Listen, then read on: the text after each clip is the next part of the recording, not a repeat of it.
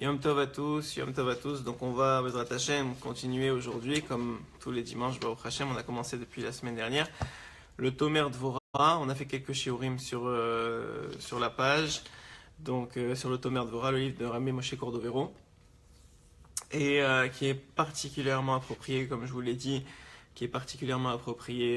par rapport à ces jours-là qui précèdent Tisha B'Av, puisque Tisha B'Av c'est maintenant dans quelques jours. Donc, Bezrat Hashem, Besetat Ishmaya, qu'on arrive à transmettre le message que Rami Moshe Cordovero il veut faire passer ici à travers les midot d'Hachem, à travers les midot, les comportements d'Hachem, et que Bezrat Hashem, on soit capable de pouvoir toucher à la profondeur de sa Torah. Alors, dans le dernier la petite vidéo qu'on a mis sur la page, donc on s'était arrêté. Et la prochaine mida qu'il va développer ici, c'est la mida d'Hachem qui s'appelle Yashuv Yirachamenu. C'est écrit sur Akadosh Baruch Hu que Yashuv Yirachamenu, il va ramener notre consolation. Notre consolation, vous voyez comment c'est approprié par rapport à ce qu'on a dit, par rapport au jour qui précède Tisha B'Av, puisque Hachem va ramener notre consolation. Et comment est-ce qu'elle se dévoile, cette mida-là? Comment est-ce que cette mida, elle va s'exprimer? Alors voilà, comment il dit, Hine en akadosh baruch hu mitnaheg kemidat basar vadam. Hachem, il ne se comporte pas comme un homme de chair et de sang. Chez im echeiso chavero, que si un homme de chair et de sang, son ami, il l'énerve ou il lui fait du mal. Que chez mitratse aimo, que à ce moment-là, il va avoir un froid entre eux, ça va pas être bien entre eux. Mitrase merat lo kava kodemet. Si jamais la personne elle fait tchouva, elle revient vers lui et dit pardon, même si elle lui dit pardon, un homme de chair et de sang, pas qui est connecté à Hachem, mais un homme de chair et de sang normal, alors lui, il va lui pardonner, mais ce sera jamais comme avant la faute. Ce sera jamais comme avant le mal que la personne elle lui a fait. Quelqu'un il t'a fait du mal, ok, il vient te dire pardon, etc. Mais souvent, tu ne reviens pas à l'état de relation que vous aviez avant que cet incident-là se passe entre vous. Il dit, Aval, im chata adam verasa tshuva. Si un homme, par contre, il a fauté contre Akadosh Baruch Hu, et qu'après ça, il a fait tshuva. C'est-à-dire qu'il est revenu, il a dit pardon, je veux plus, etc. Il a fait tshuva. Ma'alato yoter gedola im Akadosh Baruch Hu, sa relation avec Akadosh Baruch Hu, elle est plus grande qu'avant la faute. C'est d'ailleurs ce que dit Rabbeinu aussi, de façon très très belle, c'est que Bémet, un homme qui faute, pourquoi Hachem il permet la faute? Parce que le jour où il va faire tchouva, sa relation avec Hachem, elle va être beaucoup plus élevée, beaucoup plus intense, beaucoup plus vraie que avant qu'il ait fauté. Et qu'en vérité, lorsqu'il va revenir avec Akadosh Baruch Hu, leur relation va être beaucoup plus intense. Et comment il va expliquer exactement? Haïnou, puisque c'est écrit dans Masechet Brachot à la page Lamed Dalet, là-bas c'est écrit. Bamakom sheba'alet tshuva omdim en tzadikim gemurim yecholim la'amod. Là où un Baal tshuva, quelqu'un qui possède la tshuva, qui a fait tshuva, il se présente, il se tient. Okay.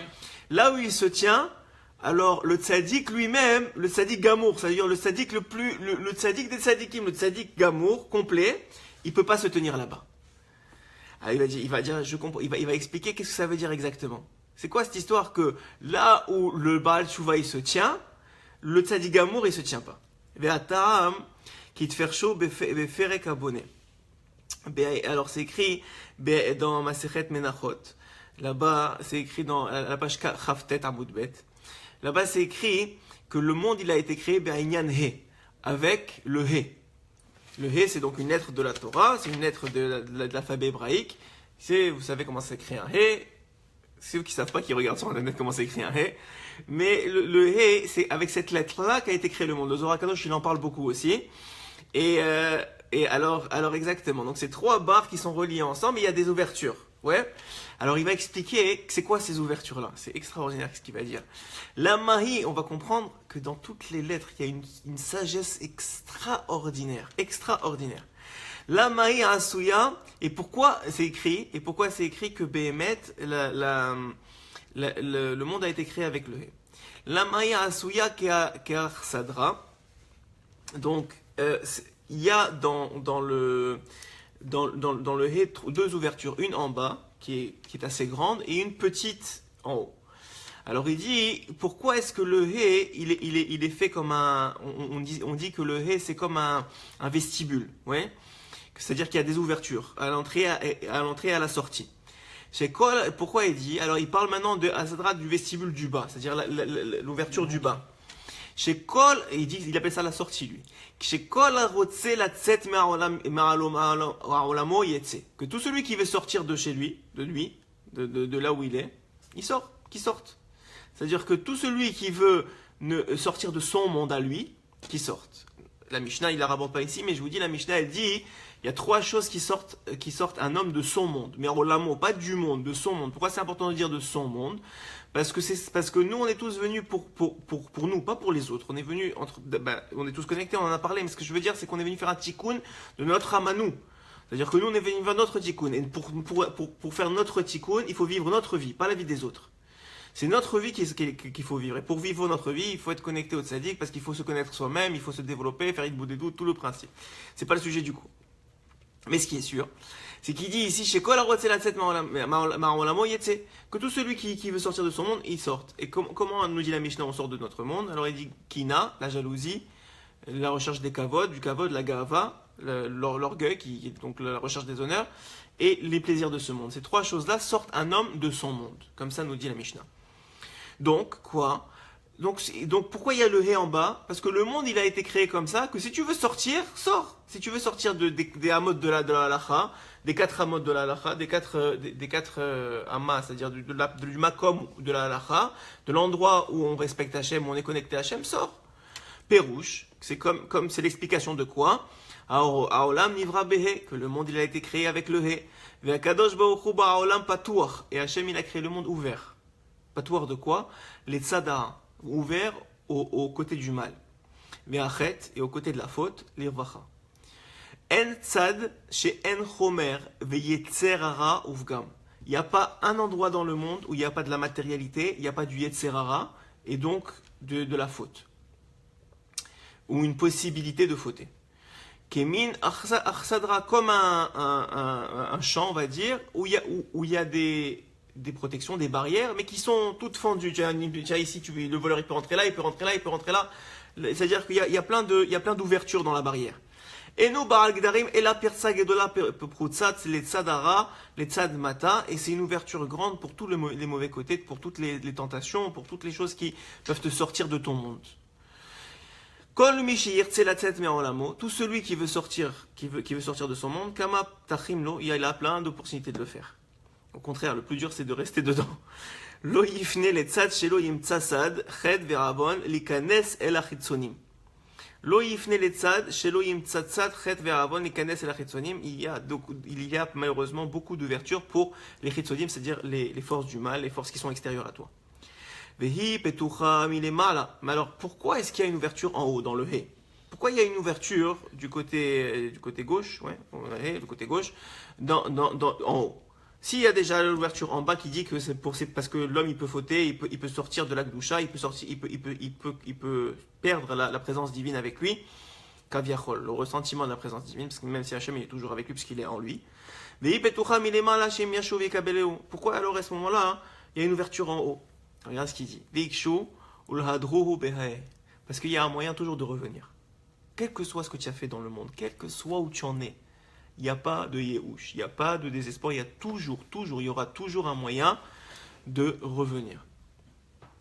Là, mistaya milta. Par contre, ce moyen, pourquoi est-ce qu'il ne revient pas par là où il est sorti?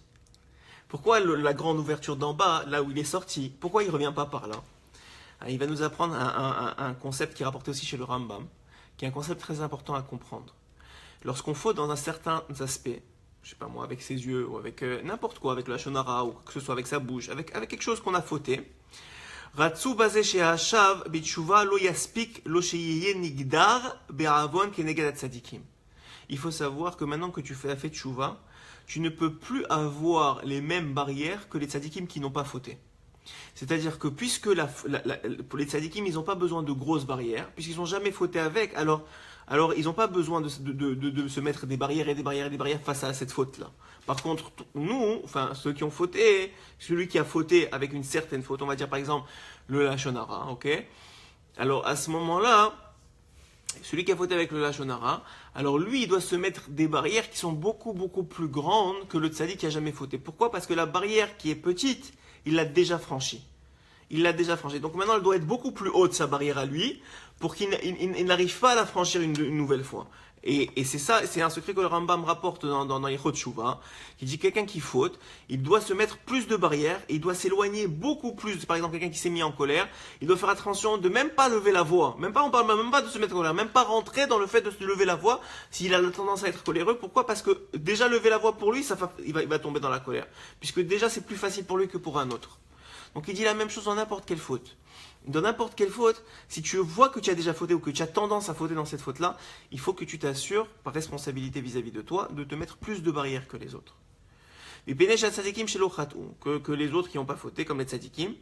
Mais ça, puisque tu fais plus d'efforts que le tzadik, donc tu reçois aussi un plus grand sachar. Tu ressens une plus grande monnaie, comme tu dis, comme vous dites. C'est-à-dire tu ressens un plus grand sachar, une plus grande récompense. Gader merat yaspik alehem, parce qu'une petite barrière, ça leur suffit à eux. Omnam achote shechata veshav, mais celui qui lui a fauté, il est revenu. Lo yaspik lo gader merat, il suffit pas que ce soit une petite barrière, mais il faut que ce soit une grande barrière. Et là, tsarir le agdir atzmo kama gedarim kashim, il faut augmenter les gedarim, les barrières. Mi pene sheoto gader, amat kevar nefras paramachat, comme je vous ai dit, imit karev sham, bekol efater ou yitzro, parce que maintenant son yetzera il est très grand. Et là, tsarir litrachek echak gadol meod, velaze lo yekanes derer petach ha'achenira, c'est pour ça qu'il peut pas rentrer par le même endroit qu'il est sorti, qui est très grand. Il doit rentrer par la petite porte et que ce soit vraiment bien fermé, que la possibilité de sortir, parce qu'on a toujours un libre arbitre, on peut toujours retomber. Mais cette possibilité, il faut la limiter. Comment tu la limites? En mettant de plus en plus de barrières face à la faute. Et là, il est allé vekanes derer petar tsar, ve'ase kamat tsarot, ve'sigoufim le'atzmo ve'istom. Donc pour lui, c'est un tsara. Ça veut dire quoi, c'est un tsara? Ça veut dire pour lui, le fait de se mettre tellement de barrières, c'est lourd, ça veut dire c'est difficile, c'est beaucoup plus difficile, c'est un tsara, c'est une souffrance. Donc puisqu'il a cette souffrance-là plus que l'autre, makom sheba tshuva omdim, en tzadikim omdim, là où il se trouve, dans le Olam Haba, le tzadik il peut pas être parce qu'il n'a pas eu le même combat. Mi pene shelo nirnesim derer petach tzadikim kedei sheyu aima tzadikim, donc ils se retrouveront pas au même endroit. Et la nitzaru ve'alu derer petach ha'elyon, puisque lui, il s'est élevé au Derech HaElyon, au niveau plus élevé du Hé. Il s'est élevé au niveau plus élevé du Hé pour pouvoir rentrer. Et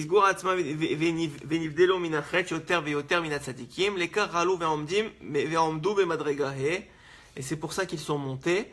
Ils sont arrivés au Madrega, il dit au niveau du Hé. C'est quoi ce niveau du Hé? Regardez ce qu'il dit. Il dit le Baal Tshuva, où est-ce qu'il va se trouver au Olam Haba? Il va se retrouver au 5e niveau du Gan Eden. C'est le Hé du Gan Eden. Au 5e niveau du Gan Eden. Et c'est pour ça que c'est écrit Tashuv. C'est quoi Tshuva? Comment tu écris Tshuva? Taf, Shin, Vav, Bet, Hé. Si tu le sépares en deux, ce mot-là, ça fait Tashuv, Hé. Alors, il y en a qui disent Tashuv, Hé, ça veut dire reviens vers Dieu. Hé, c'est le Dieu. Mais là, il dit pas ça. Il dit Tashuv, Hé. El Mekoma ramène le Hé à sa place. Qui est la place, donc c'est la Shrina. Donc ramène la Shrina sur toi. Yachazir Akadosh Baruch Hu Shrina To'ala, et à ce moment-là, quand tu ramèneras le Hé, tu feras Tshuva, c'est-à-dire que tu reviendras à l'intérieur du Hé, tu rentreras par la porte et tu feras les Gdarim qu'il faut et tu feras les barrières qu'il faut par rapport à la faute. Alors à ce moment-là, Hachem il reviendra sur toi, c'est-à-dire que tu ressentiras la présence d'Hachem. Il est toujours là, on le dit, mais tu ressentiras la présence d'Hachem d'une façon que tu ressens la Shrina avec toi. Enoshav ka'ahava arishona bilvad. Et pas seulement comme l'amour, tu ressentiras pas le même amour que tu as eu avant que tu fautes, mais un plus grand amour d'Akadosh Baruch Hu maintenant que tu as fauté, que tu es revenu. Et là, Yoter, il ne faut pas faire exprès de fauter, mais je vous dis simplement, parce que ça donne envie, mais je vous dis simplement, pourquoi il ne faut pas faire exprès de fauter? Parce qu'une fois qu'on fait exprès, la tchouva est beaucoup plus difficile, on ne sait pas quand est-ce qu'on va revenir, on ne sait pas s'il y a une tchouva qui est possible, on ne sait pas plein de choses. Donc, Ve'ainu Yashov Yerachamenu, et c'est pour ça qu'il y a une mida d'Hachem, il y a une mesure d'Hachem qui s'appelle, il va faire revenir notre délivrance, il va ramener notre consolation. C'est quoi notre consolation? C'est que le fait de faire tchouva, ça le rapproche de lui plus que si on n'avait pas fauté. Yosif Rachamim l'Israël, Vitaknem Vikarvem Yoter. Il va ajouter les Rachamim, il va ajouter de la miséricorde sur Israël, il va les rapprocher de lui. Donc ça, c'était la première partie de la Mida. Toujours, il les sépare en deux, comme vous le savez maintenant, si vous suivez les Shiurim. Donc il le sépare en deux. La deuxième partie, c'est comment maintenant on peut appliquer cette Mida-là dans notre vie, cette mesure-là d'Hachem dans notre vie à nous par rapport aux autres. Il dit voilà. C'est comme ça qu'un homme il doit se comporter avec son prochain. Loïe noter Eva, mais Akara Sakodem.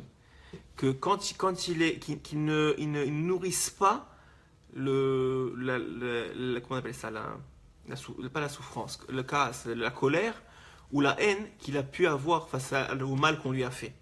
Et là, si la personne elle vient, elle lui demande pardon et elle dit, elle veut être son amie encore, elle veut continuer à être liée avec elle. Yelo memadrega rachamim ve'ahava yoter mikodem, qu'il ait encore plus de ahava et encore plus de rachamim, qu'il ait encore plus d'amour et encore plus de miséricorde vis-à-vis de lui, que lui il a fauté contre lui, il a admis sa faute, il est revenu vers lui, il a eu l'humilité de dire excuse-moi. Au contraire, il doit avoir plus de rachamim, plus de ahava pour lui. V'yomar harehu li kevaale tshuva, qu'il doit être comme un baal tshuva pour Hachem, il doit être pour lui. Chez en tzadikim morim yecholim la'amod eslam, que même des tzadikim qui n'ont jamais fauté avec toi, qui sont indifférents de toi, ils sont pas comme lui. V'yikarvehu tachlit kurva yoter mima shemekarev otam shehem tzadikim gemurim aimo shelo chat'u etzlo. Il dit que parce qu'il a fauté, il est revenu vers toi, il doit être plus précieux à tes yeux que quelqu'un qui n'a jamais fauté contre toi. Ce qui est énorme. Maintenant, il aborde une deuxième mida.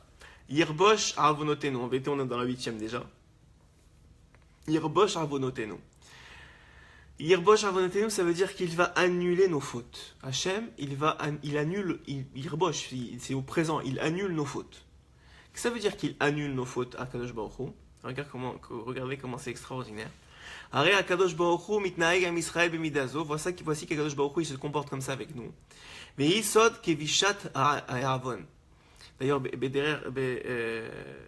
juste en passant, Minashamem, je vous ai dit que d'habitude on fait du Likutei Moharan et j'ai l'habitude de faire du Likutei Moharan de Hashem et on va revenir probablement d'ici à partir de la semaine prochaine sur le Likutei Moharan. Mais j'ai senti ce besoin-là d'étudier ce livre-là pendant les 3 semaines, en particulier les 10 derniers jours. Et bon, je me demandais en quoi c'était relié avec Rabbeinu Akadosh. Et j'ai découvert que Rabbeinu Akadosh, il a lu des dizaines et des dizaines de fois ce livre-là. C'est rapporté dans sa vie dans Chayei Moharan, qu'il a lu des dizaines et des dizaines de fois Tomer Dvorah. Alors j'étais content de découvrir ça. C'est un ami à moi qui m'a fait découvrir ce passage-là. Et j'étais très content de voir que je sais que c'est Rabbeinu qui dirige ce shiur, mais ça veut dire, en tout cas j'espère et je prie pour ça. Mais ce qui est sûr, c'est que c'est très beau de voir que c'était un livre qui lui était très cher aussi. Qui est né à mitzvah hi keforachat alta nitzchach. Qui est né à mitzvah hi keforachat alta nitzchach.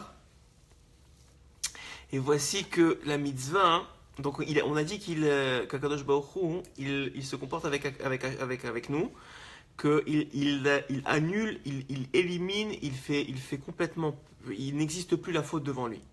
Ouais. Comment il fait pour annuler cette faute-là devant lui? Que la mitzvah, elle a un niveau qui est éternel.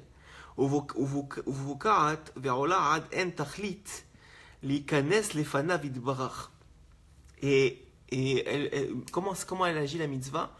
C'est qu'elle est éternelle et son potentiel, c'est-à-dire le fruit de la mitzvah, mais la mitzvah elle-même, elle monte comme une fleur dans la vigne qui grandit. Donc elle monte jusqu'à Kadosh Baruch Hu et elle se présente devant lui. Mais les fautes, elles ne peuvent pas rentrer devant Kadosh Baruch Hu. Elles ne rentrent pas, c'est-à-dire Hachem, il ne laisse pas la faute monter. Il ne les laisse pas s'accumuler et il ne laisse pas la faute monter jusqu'à qu'elle arrive devant lui. Chas v'shalom. Et la kovsham shelo ikansu.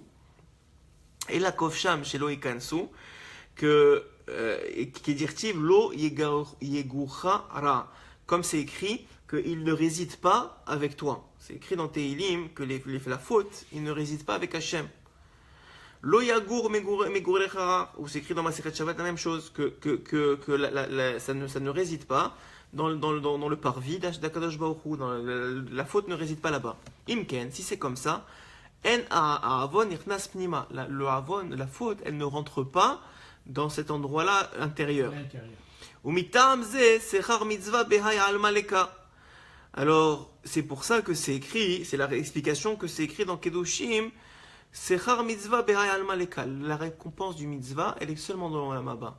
On ne peut pas avoir une récompense d'une mitzvah dans ce monde-ci. Pourquoi?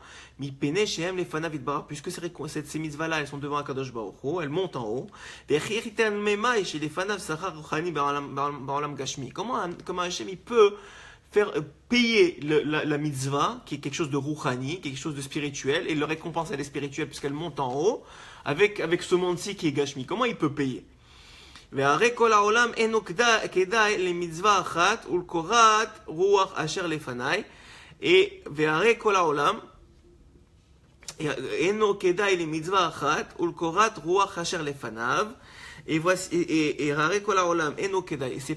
c'est pas ce monde-ci, voilà, l'explication est claire, c'est que ce monde-ci, tout entier, il ne vaut pas une seule récompense d'une mitzvah. Une mitzvah, la récompense d'une seule mitzvah, elle vaut plus que tout ce monde-ci. Comme c'est rapporté dans le Zohar HaKadosh, que si tu prends tous les moments joyeux de tous les gens qui ont vécu, depuis la création du monde jusqu'à la fin du monde, ce n'est pas une seconde de joie dans le Olam Haba. C'est pas comparable à une seconde de joie dans le Olam Haba. C'est ça qui te dit ici. Tout le monde entier, même si on te donne les plus belles voitures, les plus belles maisons, les plus belles ce que tu veux, une mitzvah, elle ne vaut pas, la récompense d'une mitzvah ne vaut pas ça. À une condition, qui ne nomme pas ici mais je vous la donne, c'est que c'est toi qui fixes le prix de la mitzvah. C'est-à-dire quoi? Pour quelqu'un qui est loin qui est pas dans le derrière, il fait une mitzvah mais ça vaut rien pour lui. C'est-à-dire par exemple, on va dire que même quelqu'un qui est bien, mais chacun il fixe le prix. Par exemple, on a maintenant ce shiur là du dimanche soir. Il y en a que Baruch Hashem, Chok Velo Ya'avor, ils le suivent. Bon, des fois je peux pas le donner pour X ou Y raison, mais dans la majorité du temps, on essaie de le donner. Et quelles que soient les épreuves ou les difficultés, etc., il y a quelqu'un qui a un Zman Kavua. C'est d'ailleurs le principe du Zman Kavua. Hachem nous dit, c'est l'une des premières questions qu'on nous posera au Olam Haba, est-ce que tu as fixé un temps d'étude à la Torah? Pourquoi il faut fixer? Pourquoi il te dit pas est-ce que tu as fini le chasse? Est-ce que tu as fini toute la Torah Kula? Ou est-ce que tu as fini au moins le Rambam? Ou au moins non, il te demande pas ça. Il te demande est-ce que tu as fixé un temps d'étude? Pourquoi? Parce que le fait que tu as fixé, ça montre que ça a de la valeur à tes yeux. Quelque chose que tu sais, que quelles que soient les difficultés, les problèmes que tu as eu dans la journée, etc., tu as fixé ce temps-là, et ce temps-là, tu l'as réservé pour Hachem, ça montre que ça a de la valeur à tes yeux, et tu lui as donné un prix. Et ce prix-là, il vaut énormément, énormément, énormément. Et malheureusement, notre grand problème, nous dit Rabbeinu, notre grand problème, c'est qu'on veut faire beaucoup, mais on ne comprend pas que même peu, si on lui donne la vraie valeur, c'est énorme. C'est-à-dire qu'il faut donner de la valeur aux choses. Il faut donner de la valeur aux choses. C'est des diamants, les mitzvot. C'est des diamants qui n'ont pas leur pareil. Et vraiment, que si tu lui donnes la vraie valeur à une mitzvah, aussi petite soit-elle, puisqu'on ne sait pas lesquelles sont petites et lesquelles sont grandes, puisqu'on a dit déjà dans que Rabbi nous dévoile, et que la Torah nous dévoile qu'on ne connaît pas, le Rachaim aussi il en parle beaucoup, on ne connaît pas le sachar des mitzvot, on ne connaît pas la récompense des mitzvot.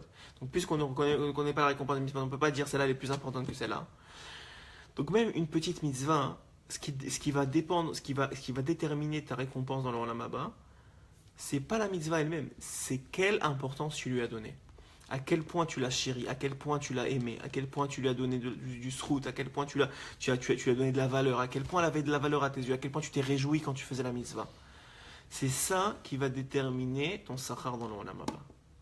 Et la même mitzvah, quelqu'un il fait Kriyat Shema, Ben, il y en a un, Chok Velo Yahavor, il veut le faire de la meilleure façon, il pense à tuer les mazikim, comme dit le Raya Kadosh dont c'était là cette semaine, que quand on fait Kriyat Shema à la Mita, il faut voir un ange, ben, on ne sait pas à quoi ça ressemble, mais il faut voir quelque chose qui tue les mazikim, avec une sorte de haie là, comment on appelle ça, une haie, qui tue les mazikim en même temps que tu fais Kriyat Shema à la Mita, que c'est une ségoula pour tuer tous les mazikim, beaucoup de mazikim. De faire Kriyat Shema à la Mita avec beaucoup de concentration et tu fais attention de concentrer, et tu prépares etc. La même chose quand quelqu'un qui vient à un Zman de Torah, il révise, il prépare, il a son Zman, il s'implique dedans, c'est important pour lui. Dans chaque chose que tu fais, tu vois même dans le couple, qu'est-ce qui est plus important pour une femme? Parce que ici, en général, je parle à des hommes, mais qu'est-ce qui est important pour une femme? Est-ce que c'est que son mari, il lui achète une villa, mais il en a rien à faire de elle? Ou il lui achète plus petit, quelque chose de plus petit, mais que Béhémet, c'est pour, à ses yeux, il est parti à l'autre bout du monde pour aller lui chercher. Alors s'il est parti à l'autre bout du monde pour aller chercher, c'est évident qu'à la valeur des yeux de sa femme, c'est beaucoup plus grand, comme c'est rapporté dans la Gemara, que Rabbi Akiva, quand il s'est marié, il était extrêmement pauvre. Et qu'est-ce qu'il disait à sa femme? Je t'achèterai ce qu'ils appelaient Yerushalayim Shel Zahav. C'est quoi Yerushalayim Shel Zahav? C'était une sorte de collier à l'effigie d'Yerushalayim qui était tout en or comme ça et qui valait énormément d'argent. Mais maintenant, il avait rien. Il n'avait pas de quoi acheter. Mais il disait toujours toute la journée à sa femme, moi, si je pouvais, je t'achèterais Yerushalayim Shel Zahav. Si j'avais, je t'achèterais Yerushalayim Shel Zahav. C'est-à-dire qu'à ses yeux à lui, il montrait à sa femme, voilà, tu vaux pour moi plus que tout l'or du monde. Et la même chose avec Hachem, si tu montres que la mitzvah, elle vaut pour toi plus que tout l'or du monde, alors c'est évident que Béhémet, on est dans une situation où tu montres à Hachem que ça a de la valeur. Et si tu montres à Hachem que ça a de la valeur, alors ça peut aller plus que la valeur du monde entier ensemble. C'est-à-dire que si tu peux donner toi, avec ton ressentiment et ta capacité de juger la mitzvah, plus grand que le monde entier. Comme nous dit là, il y a une histoire très connue des chassidim que il me semble que c'est le Baal Shem Tov qui l'a raconté à ses élèves. Il m'a dit c'est un roi qui a envoyé son fils, il voulait l'éduquer. Et son fils aussi, il en avait marre d'avoir la cuillère d'argent dans la bouche. Donc il a dit à son père, écoute, tu veux m'éduquer et tu essaies de m'éduquer, donne-moi un bateau. Et je vais aller en outre-mer, je vais faire mon expérience, je vais aller à outre-mer, et je vais là-bas travailler, personne ne va me connaître, on ne sait pas que je suis ton fils, j'en sais rien. Je vais travailler là-bas et je vais ramasser ce que je vais ramasser, quand je vais revenir, tu vas voir que je me suis construit. Ouais. Il lui a dit, très bien, je te donne 1 an. Je te donne le bateau, pendant 1 an tu vas, quelques mois ça va te donner pour arriver, tu restes 1 an là-bas, au bout d'1 an tu reviens, je ne peux pas rester plus que ça sans toi. Alors, au bout d'1 an, tu reviens et on va se réjouir en soi de comment tu auras grandi, comment tu auras réussi Bezrat Hashem. Donc, cet enfant-là, qu'est-ce qu'il fait? Il rentre dans le bateau, il a un équipage, on lui a prêté un équipage pour les quelques mois, en tout cas, on lui a payé la place dans le bateau pour aller outre-mer. Il fait plusieurs mois de voyage ou plusieurs semaines de voyage et il arrive au quai, au rivage. Il arrive là-bas, tout de suite il se met au travail. Comment je vais faire pour accumuler des diamants? Alors il cherche des diamants. Mais il commence à travailler pour les diamants, il réalise qu'ils sont partout les diamants. Il n'y a rien à faire, il n'y a que se baisser. Toute la plage elle est pleine que de ça. Alors il dit c'est bizarre, comment ça se fait? Alors il va voir le premier, il lui dit dis-moi, combien ça vaut ça? Il dit ça? Rien du tout. Regarde, c'est partout. Et il dit ok, alors qu'est-ce qui vaut ici? Je comprends pas. Il dit chez nous, les pommes de terre, ça se trouve pas. Ça vaut très très cher les pommes de terre. Il dit ah bon, des pommes de terre? Et où est-ce qu'on s'achète? Il dit ah c'est très très très rare. Il y a un endroit où tu peux les acheter, mais il faut accumuler beaucoup pour pouvoir acheter ça. Il faut travailler énormément. Tout le monde travaille pour des pommes de terre ici. Alors il dit ouais. Ok, alors il dit bon, moi c'est pas grave, j'aurai toujours le temps de ramasser, il y en a tellement des diamants, j'aurai toujours le temps de ramasser, au moins je vais vivre ici pendant 1 an, au moins que j'accumule un peu de fortune, que je devienne quelqu'un ici. Donc qu'est-ce qu'il a fait? Il a commencé à travailler, il a accumulé des sacs et des sacs de pommes de terre. Et il avait même oublié qu'il était venu pour les diamants. Il est arrivé le moment de l'année passée, il a accumulé tout un bateau, il a rempli tout son bateau que de pommes de terre. Et il s'était rappelé il s'était même pas rappelé qu'il était venu pour les diamants, mais lorsqu'il était venu le premier jour, il avait travaillé pour les diamants, donc il avait accumulé quelques diamants déjà dans sa poche. Il avait laissé comme ça là-bas dans le bateau. Et toute l'année, il avait consacré. Et il est revenu tout joyeux, il a dit comment mon père il va m'accueillir, comment il va être fier de moi, etc. etc.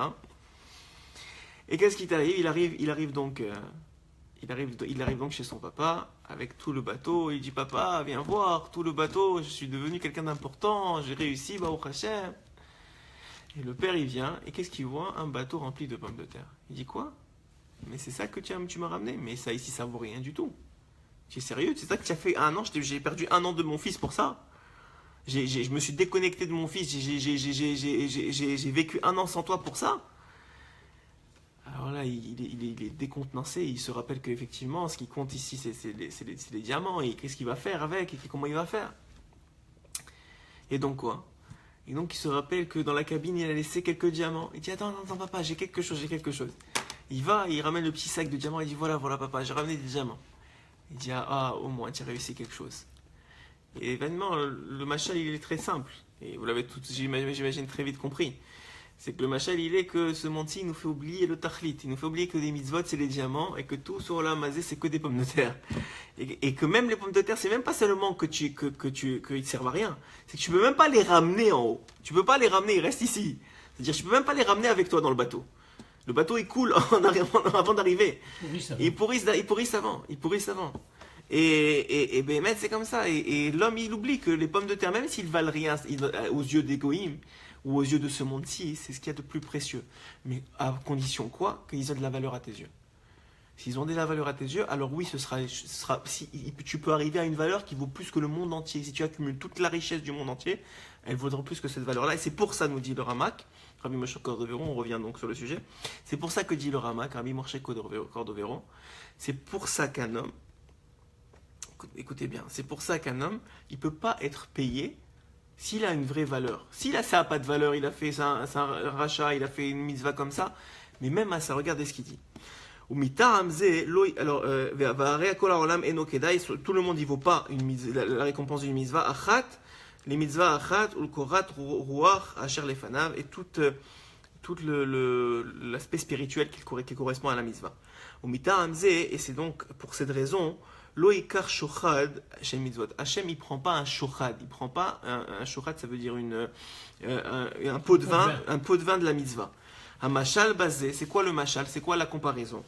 En Akadosh Baruch Hu Omer. Akadosh Baruch Hu, regardez comment il nous apprend sur comment on apprend que c'est qui Akadosh Baruch Hu grâce à Rabbi Moshe Cordovero. C'est extraordinaire de pouvoir apprendre comment Akadosh Baruch Hu se comporte. Bien sûr, évidemment, on est très loin de comprendre même le millième du millième de ce qu'il est vraiment. Mais ça nous apprend comment il se comporte avec nous. Et parce que la veille de sa Rabbeinu Akadosh, Rabbi Nachman, quelques mois avant qu'il soit parti de ce monde, il était à Breslev. Il a vécu un moment très peu de temps, les quelques derniers mois de sa vie. On l'appelle ça Rabbi Nachman Me'uman parce qu'il est enterré là-bas et pour une raison qui est, en tout cas celle qu'on connaît, mais il y en a d'autres sûrement. Celle qu'on connaît, c'est que des dizaines d'années avant lui, il y a eu des massacres, des pogroms là-bas et des milliers de morts sont partis. Il leur a dit, le fait que je vais être enterré ici, ça va faire votre tikkun, ça va faire votre réparation. Donc il a choisi d'être enterré là encore une fois pour se sacrifier pour le peuple. Mais donc quelques mois avant, il était à Breslev, c'était Shavuot. Et à Shavuot, il a reçu, ses élèves sont venus le voir, il était très malade déjà, très fatigué. Et il leur a dit, c'était Shabbat. Il leur a dit, je peux vous jurer sur ce Shabbat. Il leur a dit, pourquoi vous venez chez moi? Je peux vous jurer sur ce Shabbat que je ne sais rien. Comment on peut comprendre que Rabbi Nachman, Rabbeinu Akadosh, il ne sait rien à quelques mois de sa mort, alors qu'il connaît toute la Torah Kula? C'est pas Rabbi Nachman, c'est l'un des plus grands érudits que la terre ait connu. Il est au niveau, il connaît toute la Torah, il connaît tous les secrets, il monte en haut comme il vit en bas. C'est incomparable, incompréhensible. Toi qui viens de finir sa vie, tu l'as vu comment c'est rapporté là-bas dans Chaim Moran, etc. C'est extraordinaire qu'est-ce qui est écrit.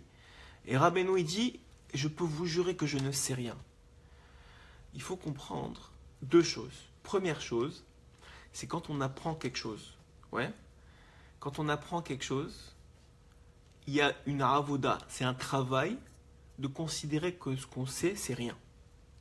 C'est-à-dire que c'est rien par rapport à ce qu'il y a à savoir, ce qui reste à savoir. Ça, c'est ce que nous dit la Gemara, ce qui reste à apprendre. Mais c'est plus loin, c'est pas possible que Rabbeinu, il est capable. Et d'ailleurs, c'est le secret de celui qui veut apprendre plus. Il faut d'abord se vider son cerveau pour pouvoir remplir. Et c'est le principe aussi des shiurim. Celui qui transmet son savoir, il se vide de son savoir pour le transmettre à l'autre et il apprend encore plus. Il donne la place à Hachem de le remplir encore plus. C'est le secret de transmettre à l'autre. Et donc Rabbeinu il dit, mais il jure, il est prêt à jurer, il n'a pas juré, mais il est prêt à jurer sur le Shabbat qu'il ne sait rien. Comment c'est possible? Le principe il est que que Rabbeinu vraiment, il considérait qu'il ne savait rien. Il ne savait rien du tout. Rien du tout. Il avait annulé son savoir. Pourquoi? Parce que tout a priori sur ta connaissance, toute connaissance fait que tu as un a priori sur la vie et sur l'autre. Et si tu as un a priori sur la vie et sur l'autre, tout de suite ton jugement personnel rentre en jeu. Et si ton jugement personnel rentre en jeu, tu ne peux pas atteindre la miséricorde divine. Et Rabbeinu, il avait atteint le niveau de plus haut de miséricorde divine. Et donc, quoi ça nous sert de savoir ça? Simplement que Béhémet, Rabbeinu, il nous dit, moi je ne savais rien, je ne sais rien. Et pourtant, tout de suite après, il a sorti il leur a enseigné quelque chose. Mais ça veut dire simplement, il faut comprendre ce secret-là. Que même si on enseigne, c'est un enseignement en soi. C'est un enseignement en soi. Et tu as raison, Moshe, de le préciser, c'est un enseignement en savoir. De savoir rien, c'est une ma'ala très très haute. Pas de savoir rien parce que tu es un ignorant. D'être un érudit qui ne sait rien. Tu réalises. Voilà, c'est aussi un des secrets de la Hanava. Il dit ici, Umitaam, c'est de l'humilité. Umitaam, c'est lo yikar shochad shel mitzvot. Et donc, Hachem, on a dit, il ne prend pas un shochad. Un shochad, ça veut dire un shochad, un pot de vin. De la mitzvah, des mitzvot, qu'est-ce que ça veut dire? En akadosh baruch hu omer, Hachem, il dit pas, asa arbari mitzvot ve'eser averot. Il a fait 40 mitzvahs et 10 averah. Mish'aru, sheloshim mitzvot, il lui reste 30 mitzvahs, v'ilechu eser be'eser, et on enlève 10 pour 10. Il dit, chas ve'shalom de penser comme ça, il faut être fou pour penser comme ça. Et là, afilo tzadik gamour.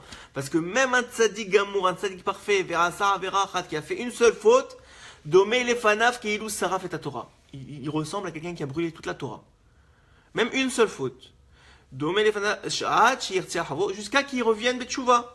Et quand il fera tchouva, c'est rare quand le mitzvot, il fera tchouva, il répare la faute, mais toutes ces mitzvot, elles ne sont pas touchées. Vas-y, c'est une question. Regarde, moi, chez Rabbeinu, 40 ans, combien il a fait de fautes? Hop, tu es éliminé, tu rentres plus. 40 ans de travail. Ouais. De mitzvot. Mais les mitzvot, elles auront leur sachar. Oui. Mais la Avera, on les comprend. non, c'est deux bacs différents. Exactement. C'est pas une balance. C'est deux bacs différents. C'est deux bacs différents. Et il dit, c'est même s'il y aura une balance dans la Mabala. Il dit qu'il y a une balance dans la Mabala. L'école du bonheur spécial, ouais. Alors, Domé les Fanav, qui est Elo Saraf et Torah. Et donc, donc lui, c'est comme s'il a fait une faute. Il doit expier sa faute et il va avoir une expiation pour cette faute-là. Mais ça ne touche pas ses mitzvot. Ces mitzvot restent intactes puisqu'elles sont déjà montées devant Hachem. C'est ça le chesed gadol, c'est ça le bien, le chesed, la bonté que Hachem il a vis-à-vis des tzadikim, chez Eno Menake, qu'il n'annule pas, il ne détruit pas la mitzvah parce qu'il a fait une avera. Mipene chez un mitzvot rachuvot meod, parce que la mitzvah elle est extrêmement précieuse. Umitalot, elle s'élève devant Akadosh Baruch Hu, veher yenake mehen bishvila averot, et elle ne s'annule pas à cause des avera. Qui sechara avera hu mechelek ageinam, parce que parce que malheureusement la punition de la avera, c'est une partie du Geinam. Même si elle est dans ce monde-ci, une souffrance c'est une partie du Geinam. Une souffrance c'est une partie du Geinam. והמיtzvot secharan me'anichbad. והמיtzvot secharan me'anichbad. Et les mitzvot, leurs récompenses, elles sont très précieuses. Ziv à Shrina. Elles viennent de la Shrina elle-même. C'est quoi la récompense? Ziva Shrina, ça veut dire la contemplation de la présence divine. La récompense d'un homme, c'est de contempler la présence divine. C'est ça le Gan Eden. Le Gan Eden, c'est de contempler Hachem, d'être connecté avec Hachem, de sentir que tu es avec lui. Et c'est quoi le Gehinam? C'est la honte que tu ressens de ne pas être avec lui. C'est ça, selon ses dires à lui, au Ramak. Évidemment, vous pouvez trouver d'autres explications.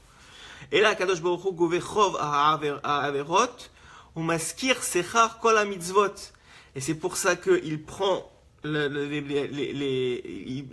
prend les averot et il les collecte, il fait payer les dettes. Au tzaddik en tout cas. Et il garde la récompense des mitzvot. C'est pour ça que c'est qu'on dit dans la tfila, il supprime nos fautes. Chez En Avonot, comment il supprime nos fautes? Parce qu'il nous fait payer. Mais la Gemara nous dit, même quelqu'un qui cherche, on a dit déjà, je pense ça, mais même quelqu'un qui cherche 5 shekels dans sa poche à droite, et qui en trouve que 3 et qui doit maintenant chercher dans sa poche à gauche, ça s'appelle payer une kapara. On dit kapara. C'est quoi kapara? C'est tu viens et tu viens et tu payes ta faute. Tu payes ta faute, mais mettre comme ça. Tu payes ta faute. She'en avonot mitgabrim lefanav kemitzvot, ela kovesh ovtam shelo yit'alu velo yikansu, hi meyot shehu mashgiach al darkei ish, atov ve'ara, עם כל זה הטוב אינו כובשו, אלא פורח ועולה עד למעוד, ונכלל מצווה במצווה, ונבנה ממנו בניין, ולבוש נרנדי. Donc, qu'un homme, il va expier ses fautes, s'il a de la chance dans ce monde-ci, mais idéalement, comme nous dit David Ameller, je pense qu'il va le rapporter plus tard, on n'est pas encore arrivé, oui. Il va le rapporter plus tard, il faut prier pour payer ses fautes, mais sans Issourim qui t'empêchent d'étudier la Torah ou t'empêchent de fonctionner. On va dire des Issourim, des petits Issourim, je sais pas moi, tu dois faire tes lacets, ils se sont défaits, tu dois faire 10 fois, tu dois aller, revenir, je sais pas quelque chose, des choses bêtes, enfin qui ont l'air bêtes, mais qui sont... Ah oui, aussi une condition, il faut que vous sachiez ça. La condition que ce soit Mechaper, c'est que tu le considères comme tel. C'est-à-dire que si lui, il veut pas se poser de questions, et à chaque fois qu'il cherche 5 shekels, il en trouve dans l'autre main, et il continue sa vie comme si rien n'était, non, il s'arrête, il dit, oh Hachem, je viens, c'est pour moi, c'est une souffrance, j'ai cherché ça. Tu as fait ça parce que j'ai fauté, pardon Hachem. Tout de suite, ça rentre ça m'échappe. Ça rentre en compte dans les souris. Comme ça, et ça rentre en compte, et ça donne beaucoup de poids. Plus tu comment on appelle ça? Plus tu donnes de la valeur à la souffrance, pas une grosse souffrance, mais ça veut dire, je ne veux pas que vous me compreniez mal, parce que quelqu'un va dire, au contraire, il ne faut pas donner de la valeur à sa souffrance, il faut pas éterniser sa souffrance. Mais il y a un moment, lorsque la chose, elle arrive, de dire, ok, pourquoi ça m'est arrivé? Ça, c'est le premier Likutei Moharan qu'on avait fait ensemble, qui dit, Ish Israéli, un homme d'Israël, avant de s'appeler un homme d'Israël, avant de s'appeler un béni Israël, un Ish Israéli, qu'est-ce qu'il doit faire? Il doit regarder chaque chose de sa vie, comment Hachem il lui parle. Alors évidemment aussi dans les choses bêtes, il cherche un stylo, il ne le trouve pas, il cherche ses clés, il ne les trouve pas. Il vient dire Hachem, pardonne-moi, montre-moi pourquoi j'ai fait ça, mais c'est où, Nigmar, et je continue ma vie. Et donc en faisant ça, ça lui mechaper, ça lui expie les fautes, expie les fautes qu'il a faites, et comme ça, il garde devant Hachem au Olam Haba que ses récompenses. שאין העבודות מגרעין לפניו כמצוות, אלא כובש אותם שלא יתעלו ולא ייכנסו, אם היות שהוא משגיע על דרכי איש, הטוב והרע, עם כל זה הטוב אינו כובשו, אלא פורח ועולה עד למעוד, ונכלל מצווה במצווה, ונבנה ממנו בניין. Et avec les mitzvot, qu'est-ce qu'il fait Hachem? Il crée des mondes spirituels, il crée binyan, un binyan c'est un immeuble, on va dire, c'est une construction spirituelle. Et des habits, parce qu'on sait que les habits de l'homme, du lévouche, les habits du lévouche dans le Olam Haba, c'est quoi? C'est ses mitzvot. C'est ses mitzvot. Et donc, c'est la Torah et les mitzvot qu'il aura fait. Donc, ça Hachem, il lui confectionne. C'est Hachem qui confectionne pour l'homme l'habit des mitzvot et de la Torah et des bonnes actions qu'il aura fait dans ce monde-ci pour le monde futur. Et les avonot, les fautes, ils n'ont pas ce pouvoir-là. Et la koveshotam shelo yatzlichu atzlachazo velo ikansu pnima. Au contraire, ils n'auront pas cette atzlacha.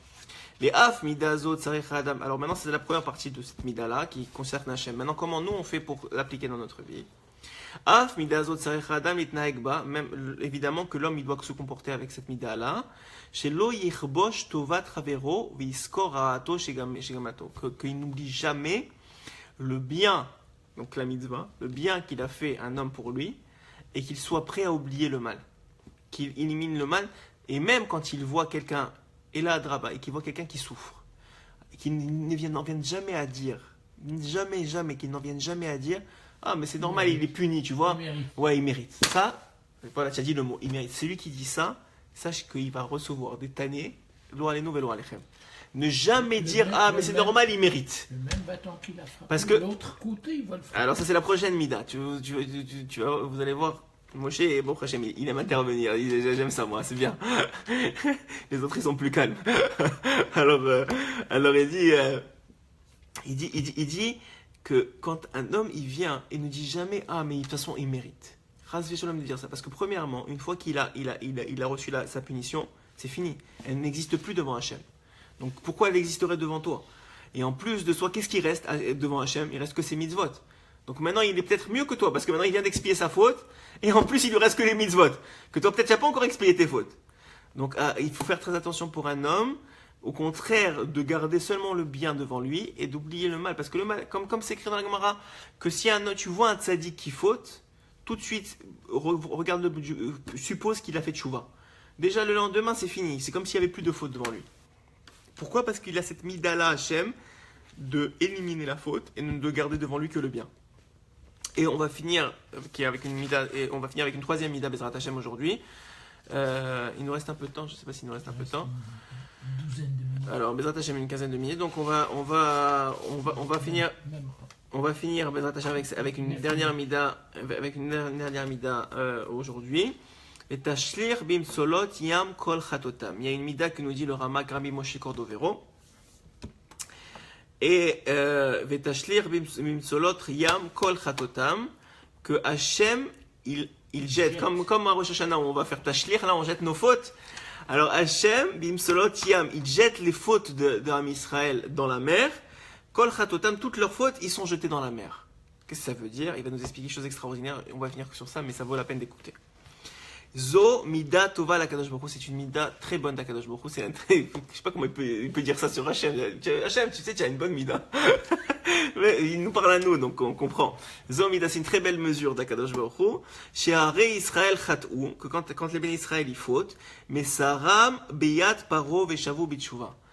Hachem il les met dans les mains de Paro, et à ce moment-là ils font tshuva. Lama ya'anish Paro, pose le Ramak. Pourquoi? C'est une question très connue de beaucoup de Mefarshim. Pourquoi, à ce moment-là, Hachem y punit Paro?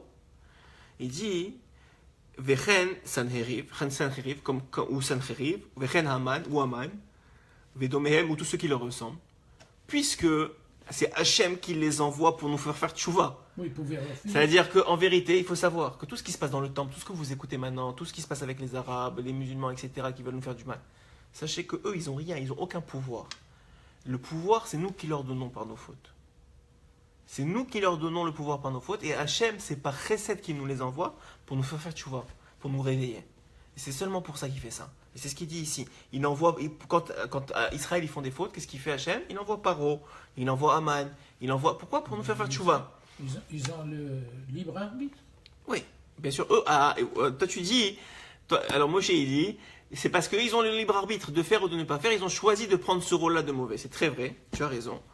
Mais regarde comment oui, c'est vrai, c'est aussi ce qu'il va répondre, il va aller un peu plus loin.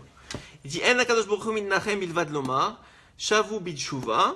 Pourquoi il ne s'arrête pas à dire, revenez, imken lo yeh lahem odara, mais maintenant que c'est bon, alors c'est bon, il n'y aura pas plus de mal, imken istalek aman me'alehem, que Aman il s'en va d'eux et qu'il continue sa vie. Au Paro, au Sanheriv, que lui il continue sa vie. Pourquoi il ne fait pas ça? Zélo Yaspik, il dit ça suffit pas. Ça suffit pas. Ela Yashuv Amal, même s'ils reviennent, Amal Haman Arosho, il faut que ce qu'ils ont fait aux Juifs, ça leur revienne sur leur tête. Vechen Paro, Vechen Sacheri. On a vu dans toute l'histoire, chaque fois que quelqu'un s'est attaqué aux Juifs, qu'il a pris ce rôle-là, que Hachem il a besoin de ce rôle-là, mais qu'il a pris ce rôle-là, ce qu'il a compris Néron d'ailleurs, quand il a voulu, on parle maintenant on est de Beth Amikdash, l'après-midi du Beth Amikdash, on n'a pas le droit, on est à quelques jours de Tisha B'Av. Vous savez qu'on n'a pas le droit d'étudier à Tisha B'Av la Torah de façon simple. Il faut étudier soit on a Echa, donc les lamentations, ou bien Iyov. On a l'habitude d'étudier Iyov le matin, et à partir de midi, on a le droit d'étudier dans la Gemara les parties qui parlent de la destruction du temple. Alors il y a une très très belle partie. Il me semble que c'est dans Gittin. Oui, Gittin, vous verrez là-bas. Là-bas, ça parle de la destruction du temple, comment ça a été créé, et ça parle là-bas de Néron. Il y a un certain Néron qui a été choisi, qui a été choisi pour détruire le temple. Il est arrivé, il a envoyé des flèches sur le temple. Il a envoyé une première flèche, à droite, elle est partie sur Yerushalayim. À gauche, sur Yerushalayim. Derrière, sur Yerushalayim. Toutes pointées sur Yerushalayim. Donc il a compris que Hachem avait décidé de détruire Yerushalayim. Il a dit, mais attends, si Hachem, il est prêt à faire un tel miracle pour me faire comprendre ça, c'est qu'il est extrêmement grand. Et de tout temps, ceux qui se sont attaqués, ils se sont fait punir. Il a dit, moi, je veux pas de ça. Donc il a compris tout de suite, il a vu la grandeur d'Hachem, il s'est enfui. Il s'est enfui, et de cette chouva-là qu'il a faite, il a mérité d'avoir dans ses descendants... Mais il a brûlé Rome. Non, pas lui, c'est un autre Néron. Mais il s'est juste enfui. Il a fait chouva, il s'est converti au judaïsme, et il a eu comme mérite d'avoir pour ses descendants, quelqu'un sait? Akiva. Non. Rabbi Meir Baal Hanes. Rabbi Meir Baal Hanes, oui, la Gemara dit Rabbi Meir Baal Hanes est descendu de lui. Rabbi Meir Baal Hanes, C'était Akiva. Rabbi Meir Baal Hanes, lui aussi est descendu mais pas de Néron. Alors Rabbi Meir Baal Hanes, lui, il descend de lui. Et quel cadeau. Pourquoi? Tu vois la grandeur, que quand tu fais quelque chose, ça dépend, il n'y a que Hachem qui sait c'est quoi la valeur. Et donc il a eu ce mérite-là. Mais comment donc on voit quoi? Il a compris ce principe-là, que tout celui qui s'attaque à Israël, même s'il va monter, il s'attaque à Dieu. Pas seulement ça, il va monter parce qu'il faut le faire monter puisqu'il ait le pouvoir de s'attaquer à eux. Mais dès qu'ils vont faire tchouva, c'est fini. Il va descendre, il va recevoir tout le mal qu'il a voulu leur faire. Mida keneged mida. Mida keneged mida. Il va recevoir sur sa tête. Israël chat'u ve'asar irnoseh. Ela hamida hikach ha'adam mitvade ve'kavanato bevidui lekabel alav tahara. Alors maintenant, quand un homme il veut faire tchouva et il veut se purifier, Ka'inyan Shamar David, comme il a dit David, voilà ce que je vous disais tout à l'heure, comme il a dit David à Meler dans le Teilim Nun Aleph, là-bas c'est écrit Harev kabeseni me'avoni, nettoie-moi de ma faute. Tu vois que les sadikim ils demandent à Hachem de les nettoyer de leur faute. Pourquoi? Parce qu'ils ne veulent pas rester avec des habits sales dans le Olam Haba. Comme c'est rapporté sur Elia Cohen. Elia Cohen s'est rapporté qu'il est monté en haut, il avait un habit blanc, et le bas de son habit était tout noir. Alors les autres, ils lui ont demandé, comment toi, un tzaddik tellement grand, tu as eu des habits, tu es au Olam Haba, tu as une place, tu as des habits qui sont des habits de mitzvot, mais il y en a qui sont noirs en bas. Comment ça se fait? Il leur a dit, parce qu'on me reproche de ne pas avoir fait de remontrance à mes enfants qui étaient dans le mauvais derrière. Quand ils étaient dans le mauvais chemin et que je n'aurais pas dit d'arrêter, ou en tout cas j'aurais pas dit qu'ils étaient dans le mauvais chemin, j'ai accepté, j'ai continué. Alors à cause de ça, le bas de mes habits est sale. Et eux, ils continuent à faire du mal maintenant dans le monde. C'est pour ça qu'il faut beaucoup prier. Il faut... De Eli. Oui, Eli la Cohen. C'est le Cohen Gadol. Il a payé aussi. Il a payé aussi. Oui, il a payé aussi. Mais en tout cas, c'est écrit comme ça dans la Gemara. Eno, dans Maseret Brachot. Eno met palel. Ela sheyihyum yisurim kanim shelo yiye bahem bitul Torah. Seulement, le sadique, il demande des surim. Mais il demande des souffrances. Mais il demande, je t'en supplie Hachem, que ça ne soit pas des grands Yisurim, pour pas que je sois obligé d'annuler ma Torah pour ça. Parce que maintenant je perds des mitzvot à cause de ça. Pas sur des grands Yisurim. Mais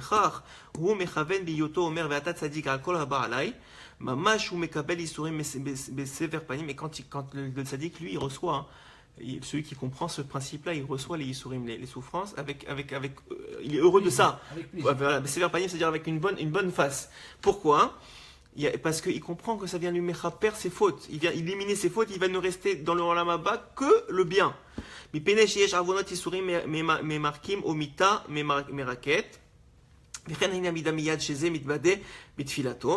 c'est pour ça qu'on prie pour ça, même dans notre fila, au Ferchou Bezoar, et c'est écrit dans le Zohar HaKadosh. Dans Parashat Pikoudé, là-bas, c'est écrit chez Chelek que. Alors, c'est rapporté. Son héritage. Attends, c'est un Chelek, c'est une partie du Samer même. Alors, voilà, de quoi il parle ici? C'est écrit, c'est écrit dans la Maseret Yoma que le jour de Yom Kippour, était amené devant le Kohen Gadol deux boucs, oui, deux boucs, et identiques. Et on tirait au sort lequel allait à Azazel et lequel allait pour la Gdusha, pour le sacrifice. Et il y a une question très très très forte que ici rapporte Rabbi Moshe Cordero, il va y répondre à sa façon. Pourquoi il y a besoin d'envoyer un bouc à Azazel? Azazel, c'est le côté du mal, c'est le Samer même. Pourquoi il y a besoin d'envoyer un bouc à Azazel? La réponse connue, c'est que c'est une sorte de pot de vin pour le côté du mal. Mais pourquoi il y a besoin d'un pot de vin pour faire taire le côté du mal? Alors il va expliquer. שהקדוש ברוך הוא גוזר עליו ייסורים ומיד מצדדם שם סמ"ם והולך וגובה חובו. Il dit que lorsqu'un homme il fait du mal, tout de suite on a déjà dit ça, qui crée des anges, et ces anges-là ils viennent comme servir le Samer même, et le Samer même il accuse celui qui a fait du mal, il dit voilà il mérite. Donc maintenant il faut le faire taire. Pour le faire taire, il faut faire tchouva ou faire des histoires. On a parlé de ça la semaine dernière, on a bien, je pense, on a essayé de rentrer plus à travers les mots du Ramak, comment ça marche. Mais ça donc il faut payer quoi, il faut payer la faute. C'est une façon de payer la faute pour l'éliminer. Et c'est qui on paye le Samer même.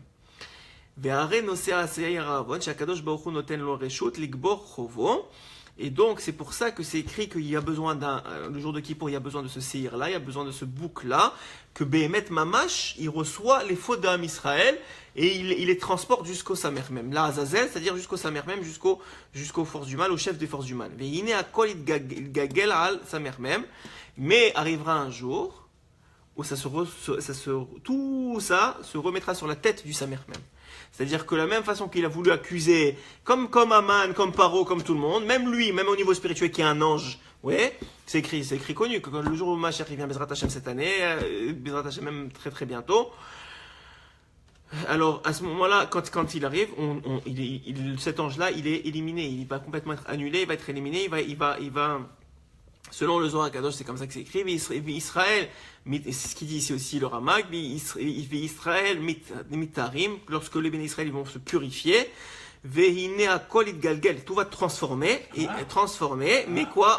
Mais tout va se retourner sur lui, c'est ça que ça veut dire Galé. Tout va se retourner sur sa tête. Vatam Shakadosh Baruch Hu gazar al olamo. Et que Hachem, il a décrété sur son monde que tout celui qui aura fait du mal en Israël, ce sera retourné contre lui. Et le Samer même en fait partie. Veta behema tarogu, c'est ça qui est écrit dans Vaikra, Veta behema tarogu, que l'animal qui a fait du mal, il sera tué. Vechena even, et même la pierre. Vous savez que lorsque quelqu'un il faute, en tout cas dans ma Makot c'est rapporté là-bas aussi, que quand quelqu'un il faute, il y avait des punitions. Par exemple des Makot, c'est-à-dire des coups de fouet, ou bien il y a des punitions qui sont les 4 punitions Bedin, les 4 méthodes Bedin, les 4 morts que le Bedin il pouvait instituer, mais que même en 70 ans il n'instituait pas une fois, parce que sinon on l'appelait ça un Bedin qui était mauvais, donc il essayait absolument de ne pas faire ça et que ce soit Hachem qui s'occupe de punir et pas l'homme. Mais disons que c'était le cas. Alors à ce moment-là, il y avait 4 mitas. Il dit même là, il y avait une, c'était la lapidation, c'est-à-dire on lui jetait des pierres. Il y avait l'autre, c'était le feu, etc. Mais il y avait aussi la strangulation, mais aussi avec le glaive, c'est-à-dire la décapitation. Il dit, et qu'est-ce qu'on faisait avec ces pierres-là qu'on avait utilisées, ou ce glaive-là qu'on avait utilisé, il devait être enterré. Pourquoi? Pour que eux aussi ils soient éliminés. C'est-à-dire même si toi tu as servi Hachem en réparant la personne qui a fait la faute, puisque c'était une forme de réparation, c'est pour ça que le Bedin avait le droit d'appliquer ça, mais quand même ça il devait disparaître. Et il va rentrer ici et je trouve ça on va finir là, mais c'est extraordinaire parce qu'il parle exactement de la destruction du temple. Il dit c'est le secret du rêve de Nebuchadnezzar. Nebuchadnezzar, il a eu un rêve, c'est rapporté dans Daniel là-bas. Au chapitre Bet, au verset Lamed Bet à Lamed Dalet, c'est des versets qui sont très très très connus. Qui avait là-bas un grand homme comme ça, une grande statue, qui était fait de plusieurs parties, et les parties étaient de différents matériaux. Et il dit, Nimseru Israël beyad meler Bavel, parce que Israël sont tombés d'abord dans les mains de Babel. Babel, c'était la tête, c'est écrit là-bas, Riché d'Izahav. Une tête d'or, c'était Babel. Ensuite, Nirna Saou Recha, ça c'était la première fois. Venimseru, mais Babel eux-mêmes, ils sont tombés dans les mains de Paras, de la Perse. Que eux, c'est quoi? C'est correspond quoi dans le rêve? À Chadohi ou Traohi dit Resaf. Ça correspond au tronc et au bras qui sont en argent, et ainsi de suite, jusqu'à les pieds qui correspondent à Édom. Aujourd'hui, on est dans Édom. Et aussi qui correspondent à Ishmaël, qui est en vérité une partie d'Édom. Parce qu'en vérité, Ishmaël ne sont que le pion de Édom. Et eux, ils croient qu'ils font les choses d'eux-mêmes. Mais tout est dirigé par Édom. Tout est dirigé. C'est pas toi qui le dis, c'est le Zohar qui le dit. Alors, mais c'est ça qu'il dit. Ishmaël ne sont que les pions d'Édom. C'est-à-dire que quand Édom vont tomber, Ishmaël tombera automatiquement. Et inversement. C'est ça. Et c'est pour ça qu'il s'est marié à Esav. C'est ce qu'il dit Rashi là-bas. Pourquoi il s'est marié à Esav avec la fille d'Ishmaël.